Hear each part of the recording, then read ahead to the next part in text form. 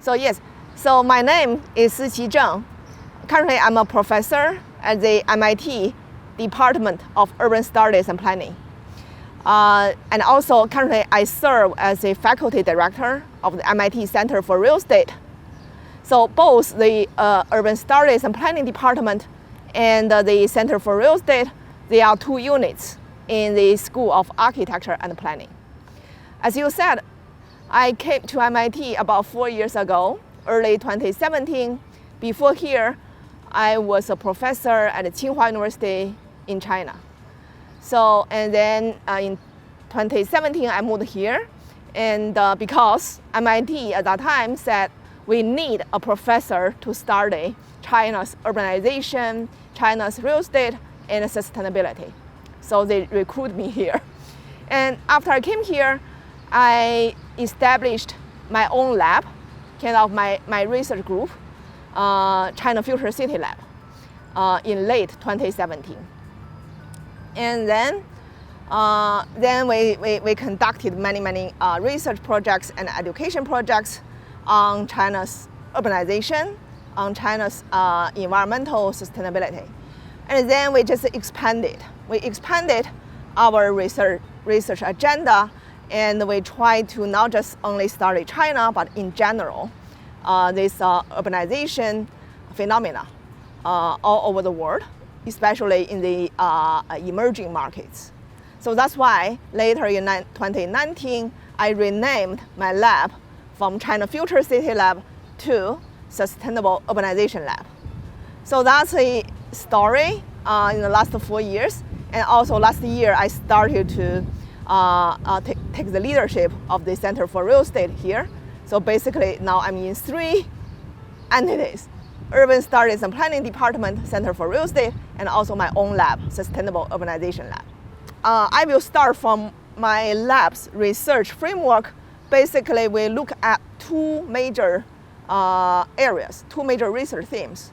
One is this environmental sustainability, including like local pollution, like air pollution, and also the climate change, all those climate risks, how those environmental threats will lower people's happiness and will influence their daily life and will lower their quality of life. That's one area. And the other area is self-sustaining urban growth. So how this urbanization can become more sustainable. And for the second area, I look at these place-based policies, especially, for example, the transportation infrastructure and also this industrial park policy. So these place-based policies, how those policies will influence the urban growth and whether that can lead to a sustainable urbanization path. So that's the 2 areas. And for the first area, this environmental quality, environmental sustainability, that's an area that you mentioned that we try to quantify all those negative environmental hazards, how that will influence lower people's subjective well-being or their sentiment. Then we need to measure the sentiment in the first place. And it's not that easy to measure people's happiness. We can do a survey, we can ask you whether you are happy or not today. But survey this traditional way is very slow and we cannot do like a big sample. That's why we turn to the social media. We turn to the social media like the Twitter here, and also in China it is Weibo. So it's a social media. And then we look at the people, how people are talking on the social media, their posts on the social media.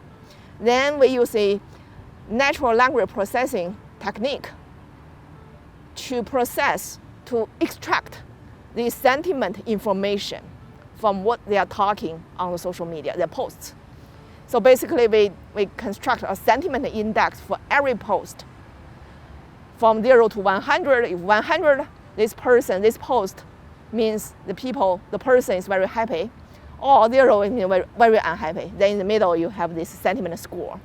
Then we have every post sentiment score, and then we aggregate those sentiment scores to every like granular level we want, location, and by day, by months, by quarter, like that. Then we link this sentiment index with some like negative environmental threats, like pollution, like extreme temperature. For example, today it's hot. So we study all those environmental features, how that will influence people's happiness using the social media.